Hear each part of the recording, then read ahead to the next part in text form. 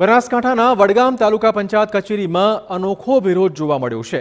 માલિકના પ્લોટમાં અન્યાયી બાંધકામ કર્યું હતું અને આથી પ્લોટ માલિકે ગ્રામ પંચાયતી તાલુકામાં પંચાયત સુધીની કચેરીના અનેક ધક્કા ખાધા હતા, પરંતુ કોઈ કાર્યવાહી ન કરાતા અંતે પરિવાર કંટાળીને તાલુકા પંચાયત કચેરીમાં જ ધામા નાખીને બેસી ગયો।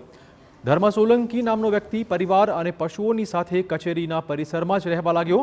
અરજદારે માંગ કરી છે કે જ્યાં સુધી તેની માલિકીનો પ્લોટ તેઓને પરત નહીં મળે ત્યાં સુધી તે અહીંયા જ રહેવાના છે। આપને કહી દઈએ કે વર્ષ 1987માં વરવાડિયા ગ્રામ પંચાયત દ્વારા ફાળવાયેલા રાહતના પ્લોટ આપવામાં આવ્યા હતા। વર્ષોથી અરજદાર પોતાના પ્લોટને પરત મેળવવા માટે અનેક રજૂઆતો કરી ચૂક્યો છે, પરંતુ નિંદ્રાધીન તંત્રએ કોઈ કાર્યવાહી ન કરી। હવે જ્યારે અરજદાર પરિવાર સાથે કચેરીમાં રહેવા આવી ગયો છે, તેનો વિરોધ કરી રહ્યો છે, તો તંત્ર સફાળું બેઠું થઈ ગયું છે અને તરત જ કાર્યવાહી કરવાની પણ તેણે વાતો કરી છે।